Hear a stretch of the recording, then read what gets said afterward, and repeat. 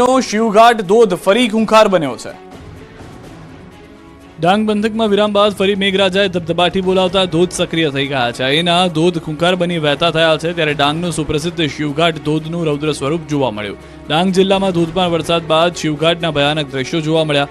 જિલ્લાના મુખ્ય માર્ગ પર આવેલા ઝરણામાં પાણીની આવક વધી ગઈ, જેના કારણે ઝરણાઓ ઘણા જ વિકરાળ લાગી રહ્યા છે। આહવા ખાતે પડેલા વરસાદને કારણે માર્ગો ઉપર પાણી ફરી વળ્યા છે।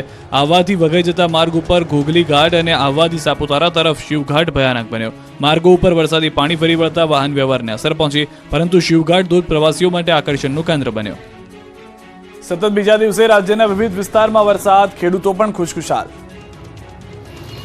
રાજ્યભરમાં વરસાદનો નવો રાઉન્ડ શરૂ થઈ ગયો છે, ત્યારે ખેડા, નડિયાદ, આણંદમાં પણ વરસાદે એન્ટ્રી મારી। લાંબા વિરામ બાદ વરસાદ પડતા ગામના રોડ પાણી થયા। શહેરમાં ધોધમાર વરસાદ પડતા વાતાવરણમાં ઠંડક પ્રસરતા ભારે બફારાથી લોકોને રાહત મળી। નડિયાદ શહેરમાં અડધો કલાકથી વધુ સમય પડ્યો વરસાદ। નડિયાદ શહેર સહિત આસપાસના વિસ્તારોમાં વરસાદ પડતા રોડ પર પાણી ભરાયા। આ બાજુ આણંદ જિલ્લામાં પણ વરસાદ જોવા મળ્યો હતો। આણંદ, વિદ્યાનગર, કરમસદ ગામમાં પણ વરસાદથી આનંદ છવાઈ ગયો। મોગરી, ચિટોડિયા સહિતના વિસ્તારોમાં ધોધમાર વરસાદ પડી ગયો હતો। વરસાદને કારણે વાતાવરણમાં ઠંડક પ્રસરી ડાંગરની વાવણીને ફાયદો થવાની આશાઓ ખેડૂત સેવી રહ્યા છે। અમરેલી જિલ્લામાં પણ બીજા દિવસે અવિરત વરસાદ પડ્યો। ખાંભા, રાજુલા અને સાવરકુંડલા તાલુકાના ગ્રામ્ય વિસ્તારમાં વરસાદ પડ્યો। ખાંભાના સરકડિયા, ભાવરડી, જેવાપર સહિતના ગામડાઓમાં મોં માંગ્યો વરસાદ આવતા ખેડૂતો ખુશ થયા છે। સુરેન્દ્રનગર પંથકમાં પણ મન મૂકીને મેઘરાજા પધાર્યા। સુરેન્દ્રનગર જિલ્લામાં ચોટીલા તાલુકામાં લાંબા વિરામ બાદ વરસાદનું આગમન થયું। ચોટીલા પંથકમાં બપોરના સમયે વાતાવરણમાં પલટા સાથે વરસાદ વરસ્યો। લાંબા વિરામ બાદ વરસાદ આવતા લોકોએ હાશકારો અનુભવ્યો। વરસાદથી કપાસ, મગફળી સહિતના પાકને જીવનદાન મળશે। તો ભાવનગર શહેર અને ગ્રામ્ય વિસ્તારમાં પણ મેઘો આવ્યો। વિરામ બાદ જિલ્લા વિસ્તારમાં ધીમી ધારે વરસાદ પડતા ખેડૂતોના ચહેરા પર ફરી એક વખત ચમક જોવા મળી।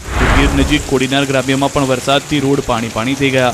ઉત્તર ગુજરાતમાં પણ વરસાદ પડ્યો। અરવલ્લીના ધનસુરા પંથકમાં લાંબા વિરામ બાદ વરસાદની એન્ટ્રી થઈ। હવામાન વિભાગની આગાહીના પગલે ધનસુરા, શક્તિનગર, કંજરી-કંપામાં વરસાદી માહોલ જામ્યો।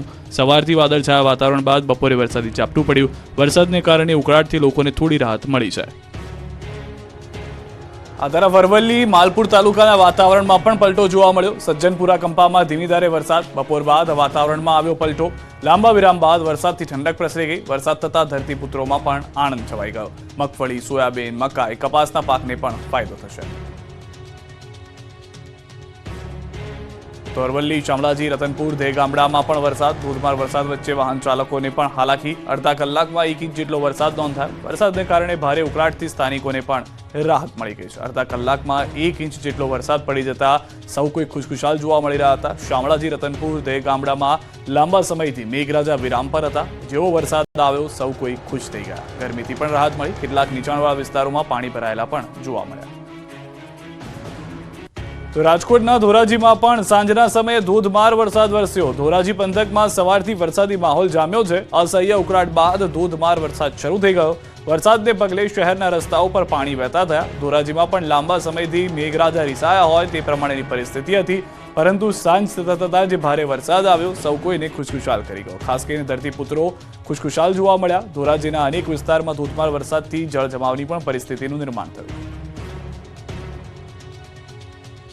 તો રાજકોટના ગ્રામ્ય વિસ્તારોમાં વરસાદી માહોલ છે। જેતપુર શહેરમાં બપોર બાદ જામ્યો છે વરસાદી માહોલ। સવારથી વાદળછાયા વાતાવરણ બાદ ધોધમાર વરસાદ થયો। શહેરના તીનબત્તી ચોક, સ્ટેન્ડ ચોક વિસ્તારમાં વરસાદ। એમજી રોડ, જુનાગઢ રોડ, દેસાઈવાડી વિસ્તારમાં પણ ભરાયા પાણી। વરસાદને કારણે રોડ પરથી વરસાદી પાણીના વહેણ જતા જોવા મળ્યા હતા। અનેક એવા વિસ્તારો છે રાજકોટના ગ્રામ્યમાં કે જ્યાં આગળ હજી પણ વરસાદ યથાવત છે। જે પ્રમાણેની આગાહી હતી તે પ્રમાણે સૌરાષ્ટ્રના કેટલાક વિસ્તારોમાં વરસાદ જોવા મળી રહ્યો છે। અમરેલીમાં પણ સારો એવો વરસાદ જોવા મળ્યો છે, જે જેતપુર અને ધોરાજીમાં પણ જોવા મળી રહ્યો છે।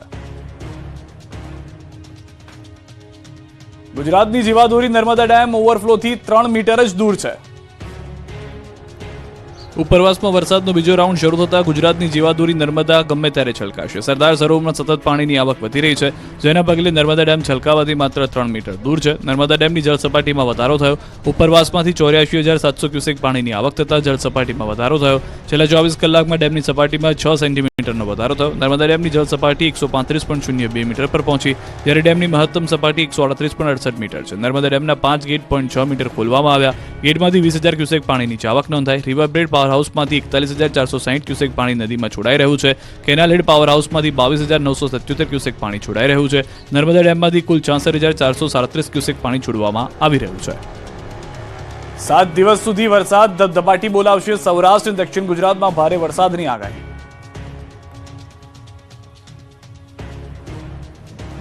રાજ્યમાં 7 દિવસ સુધી મેઘરાજા મન મૂકીને વરસશે. ખંભાતના અખાત પર સાયક્લોનિક સર્ક્યુલેશન સક્રિય થયું છે, જેની અસરે ગુજરાતમાં હવામાન વિભાગ દ્વારા એક સપ્તાહ સુધી રાજ્યના વિવિધ ભાગોમાં વરસાદની શક્યતા વ્યક્ત કરવામાં આવી. ખાસ કરીને સૌરાષ્ટ્ર અને દક્ષિણ ગુજરાતમાં ભારે વરસાદની આગાહી કરાઈ. હવામાન વિભાગના વૈજ્ઞાનિક રામશ્રેય યાદવના જણાવ્યા અનુસાર સૌરાષ્ટ્ર તથા દક્ષિણ ગુજરાતના ભાગોમાં ભારે વરસાદ રહેશે. એની અસર અમદાવાદ જિલ્લા સુધી પણ થઈ શકે છે, પરંતુ અમદાવાદ શહેર માટે હળવા વરસાદી ઝાપટા વરસી શકે.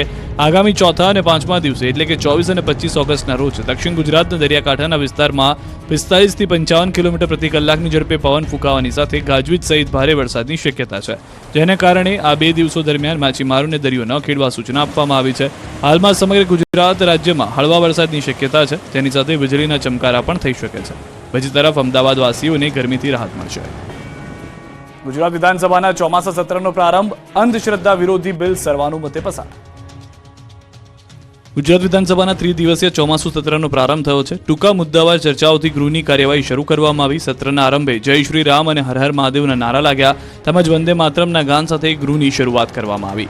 માનવ બલિદાન, કાળા જાદુ અને અમાનુષી પ્રથાઓનો અંત લાવવા માટે 2024નું વિધેયક ગૃહમાં રજૂ કરવામાં આવ્યું. ગૃહમંત્રી હર્ષ સંઘવીએ આ બિલ રજૂ કર્યું તો વિધાનસભા ગૃહમાં ગેરહાજર અને વિદેશમાં રહેતા શિક્ષકો અને ચાંદીપુરાનો મુદ્દો ગુંજ્યો હતો. સત્રમાં દાતા વિધાનસભાના ધારાસભ્ય કાંતિ ખરાડીએ ગુટલીબાજ શિક્ષકોના મુદ્દે સરકારને ઘેરી કુબેર ડિંડોરે જવાબ આપ્યો કે કુલ 176 શિક્ષકો શાળામાં હાજર નથી, કુલ 134 શિક્ષકો ગેરહાજર છે. બિનઅધિકૃત રીતે ગેરહાજર હોય તેવા 130 પૈકી કેટલાક શિક્ષકોમાંથી 10 શિક્ષકોને બરતરફ કરાયા. બીજી તરફ ગૃહમાં સહકાર મંત્રી જગદીશ વિશ્વકર્માએ માહિતી આપી કે સહકારી બેંક હવે દરેક ગામમાં માઇક્રો એટીએમ મૂકશે. તો સત્ર દરમિયાન પેટા ચૂંટણીમાં વિજેતા બનતા ધારાસભ્યોની ગ્રાન્ડ એન્ટ્રી જોવા મળી હતી. અર્જુન મોઢવાડિયાએ તેમની જૂની ગાદી સાથે નવી પાટલી પર બેસીને રાજકારણમાં નવો પ્રયોગ કર્યો હતો. આ એન્ટ્રી સમયે મૂળ ભાજપના સભ્યોએ મને કે કમને પાટલી થપથપાવીને તમામનું સ્વાગત કર્યું હતું. દુર્ઘટનાઓ મુદ્દે કોંગ્રેસે વિધાનસભા બહાર કર્યો હલ્લાબોલ.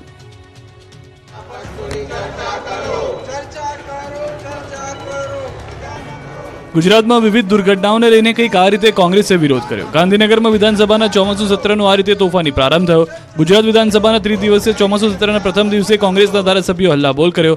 સત્ર શરૂ થયા પહેલા વિધાનસભાના પ્રાંગણમાં કોંગ્રેસે વિરોધ પ્રદર્શન કર્યું. બંધ કરો ભાઈ બંધ કરો, લોકશાહીની હત્યા બંધ કરોના સૂત્રોચ્ચાર કર્યા. વિવિધ દુર્ઘટનાઓ, પરદેશી શિક્ષકો, ચાંદીપુરા સહિતના પ્રશ્ને કોંગ્રેસના ધારાસભ્યોએ સૂત્રોચ્ચાર કર્યા. અગ્નિકાંડ, બોટાદ કાંડ, તક્ષશિલા કાંડ મુદ્દે વિરોધ સહિતના પ્રશ્નોના પોસ્ટર ગળામાં પહેરી હલ્લાબોલ કર્યો. આ પ્રસંગે કોંગ્રેસે જૂની પેન્શન યોજના લાગુ કરવા, જાતિ આધારિત વસ્તી ગણતરી કરવાના પોસ્ટર સાથે વિરોધ કર્યો. સ્થાનિક સ્વરાજ્યની ચૂંટણી તાત્કાલિક યોજવા કોંગ્રેસ માંગ કરી રહી છે. સાથે સાથે ગુજરાતમાંથી ડ્રગ્સ અને દારૂની હેરાફેરી અટકાવવા માંગ કરાઈ. આ તકે કોંગ્રેસ નેતા અમિત ચાવડાએ ભાજપ પર આકરા પ્રહાર કરતા કહ્યું, ટૂંકી મુદતની પ્રશ્નોત્તરી કરી કૌભાંડો છુપાવવાનો પ્રયાસ થઈ રહ્યો છે. ભારે વરસાદથી 4 જિલ્લામાં 3.58 લાખ હેક્ટરમાં પાકને નુકસાન, મળશે વળતર. ગુજરાતમાં 4 જિલ્લામાં વરસાદે તબાહી મચાવી હતી. ભારે વરસાદના પરિણામે જૂનાગઢ, દેવભૂમિ, દ્વારકા, પોરબંદર અને રાજકોટની કુલ 3,58,348 હેક્ટર ખેતપાકને નુકસાન થયું છે. વિધાનસભાના ચોમાસા સત્ર દરમિયાન કૃષિ મંત્રી રાઘવજી પટેલે નુકસાનીના આંકડા આપ્યા. સૌથી વધુ અસર જૂનાગઢ જિલ્લાના 1,99,758 હેક્ટર, દેવભૂમિ દ્વારકા જિલ્લાના 21,925 હેક્ટર, પોરબંદર જિલ્લાના 84,120 હેક્ટર અને રાજકોટ જિલ્લાના 25,234 હેક્ટર પર જોવા મળી છે. આ ઉપરાંત આણંદ, ભરૂચ, સુરત, નવસારી અને તાપી જિલ્લાના 48,169 હેક્ટર વિસ્તારમાં પણ પાકને નુકસાન થયું છે. હાલ સરકાર દ્વારા સતત બંદોબસ્ત હેઠળ 105 ટીમો દ્વારા સર્વેની કામગીરી ચાલુ છે.